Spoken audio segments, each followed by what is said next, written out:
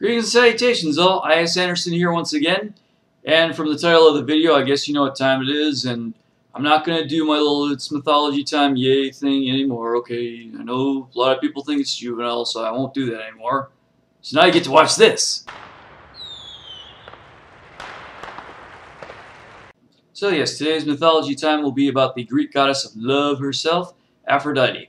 Now one thing you got to keep in mind when you watch this video, the word love had a much different meaning back in the days of ancient Greece.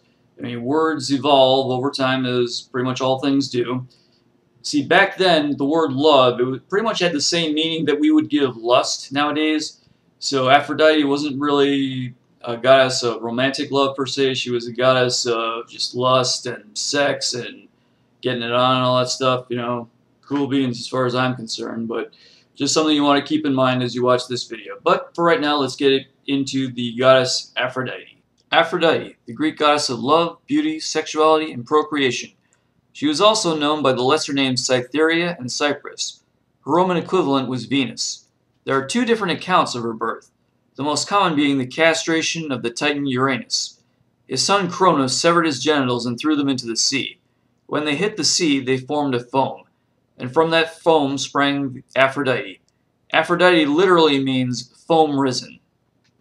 The other tale is that she was the daughter of Zeus and a Titan goddess named Dione, but I'll get into that in just a minute here. Some accounts have her being born near the Isle of Cythera, and hence the name Cytherea, and some have her born near the Isle of Cyprus, hence the name Cyprus. Every tale skips over her having any childhood. The iconic image of Venus rising from the sea depicts her as an adult in a giant scallop shell. The original painting with that image was apparently lost a while ago, but there's still plenty of images out there already. I noticed it was particularly hard finding one with her fully clothed though, or at least clothed enough for YouTube. When Aphrodite was born, Zeus feared the other gods would fight over her hand in marriage.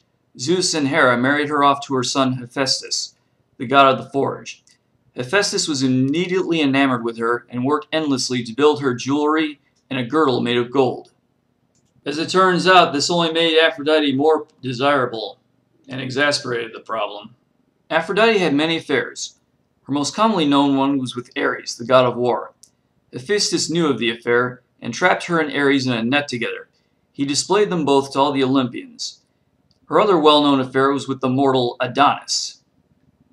This is a story that needs its own video, so I'll get to it another day. Aphrodite was a key player in the Trojan War. She promised Prince Paris the love of the most beautiful woman in the world, if she had chosen her to receive the Apple of Discord. Aphrodite fought on the side of the Trojans during the war. She came to the aid of her son Aeneas and is wounded for her efforts. She goes to her mother Dione to weep at her feet. And that's where we get Homer's account of where Aphrodite comes from. Too many authors equals no continuity. Worship of Aphrodite was practiced by having sex with her priestesses.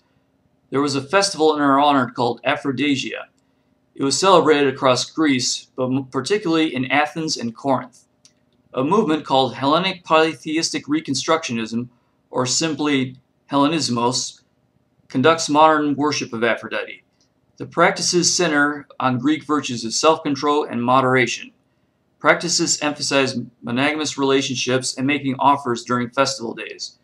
Offers include incest, fruit, particularly apples and pomegranates, flowers such as roses, and cakes made with honey. And that is my video on the goddess Aphrodite. Hope you learned something from that or hopefully enjoyed it. So as always, my pertinent contact information will be left down below in the abyss. And please comment, rate, subscribe, you know the drill, and especially leave a comment if there's anything particularly you'd like to see during Mythology Time. And as for now, this is I.S. Anderson telling everybody, make your lives grand and have a good day. Thank you very much.